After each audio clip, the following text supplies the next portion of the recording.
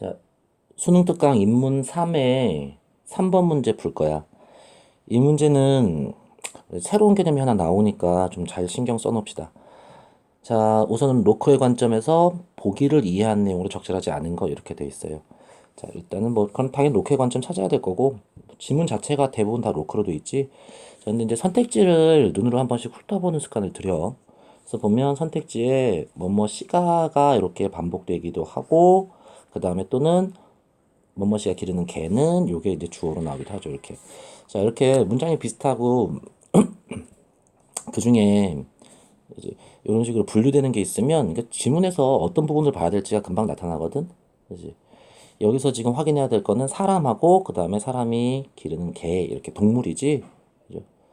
그래서 지문에 보면 지문 읽어볼 때 우리가 이런 부분들을 확인을 했을 거예요. 그지? 그래서 이렇게 읽어보면 자, 외부 세계에 관해 우리가 어떤 정보를 얻기 위해서는 대상의 일성질, 이성질에 의해 감각으로 지각된 관념들, 이걸 통해야 한다 이렇게 나와요. 그러면서 여기 동물하고 인간을 비교하고 있지. 그래서 이 부분을 이용해서 이제 문제를 풀 거야. 근데 이제 핵심은 뭐냐면 여러분들 선생님이 국어에서 선택지 틀린 선택지를 만드는 5가지 방법 얘기해 준 적이 있을 거야, 그치? 근데 그 5가지 방법에 해당하지 않는 것들이 있단 말이야. 드물게 이제 문제로 만들어지는 개념들. 근데 이제 얘가 거기에 해당하는 거예요. 실제로 읽어보면 대체로 다 맞거든? 근데 이제 우리가 3번, 답이 되는 3번만 한번 확인해 보고야 할 겁니다. 이게 왜 틀렸는지 정확하게 보자.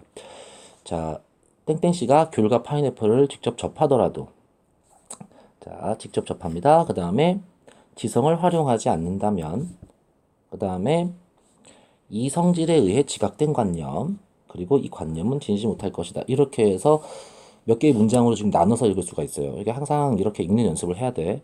그지? 그래서 정리를 해보면 이런 문장들이 나오지. 지성이 없으면 관념이 없더라. 그지? 근데 이제 이 관념은 뭐에 의해서 만들어졌어? 이성질에 의해서, 그지? 에 의해서 만들어졌어요.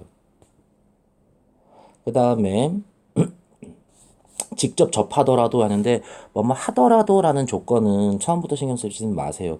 이거는 했을 때도 이런 현상이 나타나고 하지 않았을 때도 이런 현상이 나타나는 거야. 그치? 이렇게 양보절로 묶인 거는 중요하지 않아 기본적으로. 그러니까 일단은 이건 빼고 그치? 나중에 확인하는 거고요. 그래서 요렇게 2가지를 우선 확인하면 된단 말이야.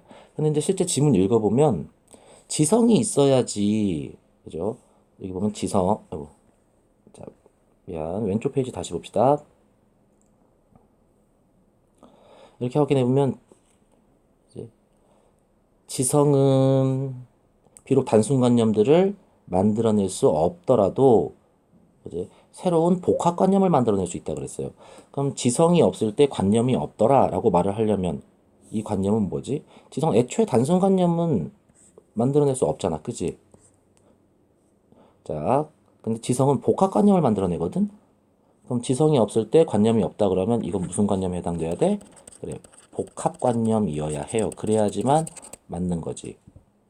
근데 이제 여기에서 이성질에 의해서 지각된 관념 이렇게 되어 있는데 그럼 이게 이제 지금 뭐여야 하면 복합관념이어야 되거든요.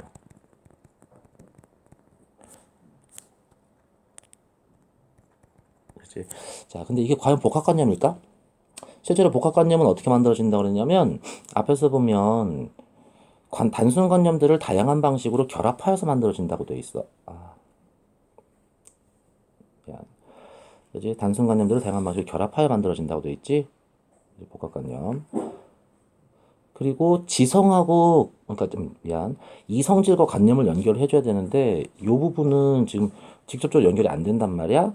그지? 여기 맨 위에 보면 이렇게만 나와 있어요. 이성질에 의해서 감각으로 지각된 관념 이렇게. 이제 이게 문제가 돼요. 우리가 이제 필요 충분 조건 개념이라고 생각하면 돼. 이제 자 여기서 보면 제 1성질과 그 다음에 제 2성질에 의해서 요렇게 그래서 지각 된 그것이 뭐야? 관념 이렇게 우리가 정리를 할 수가 있는데 이런 경우는 일성질, 이성질 이 두 개 과로 연결돼 있지? 그럼 둘 다 필요한 거거든. 맞죠? 자, 근데 이럴 때 일성질이 있으면 관념이 무조건 만들어질까? 그죠? 이렇게 판단할 수가 없겠지? 반대로 관념이 있었다면, 그치? 일성질이 있었다고 얘기하는 거는요. 이제 그건 가능해. 이게 이제 필요 충분 조건 개념이야. 이게 예전에도 기출문제로 이게들 많이 나와서, 그치? 굉장히 이제 시험 난이도가 올라갔던 적이 있는데, 뭐 이를테면 이제 기출 중에 암 발생인자하고 관련된 지문이 있었어요. 예, 암 발생인자가 두 가지래. 하나는 새로운 모세혈관이 형성되어서 영양소가 공급이 되어야 하고, 그 다음에 또 하나는 세포 분열을 촉진하는 효소가 나와야 된답니다. 이 두 가지가 다 갖춰져야 되는 거거든. 근데 만약에 하나의 원인만, 1번 원인만 있는데 결과가 나타났다. 이렇게 말하면 이 명제는 틀린 명제예요. 그치?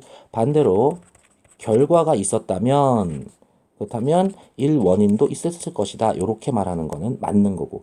이게 필요 충분 조건 개념이란 말이야.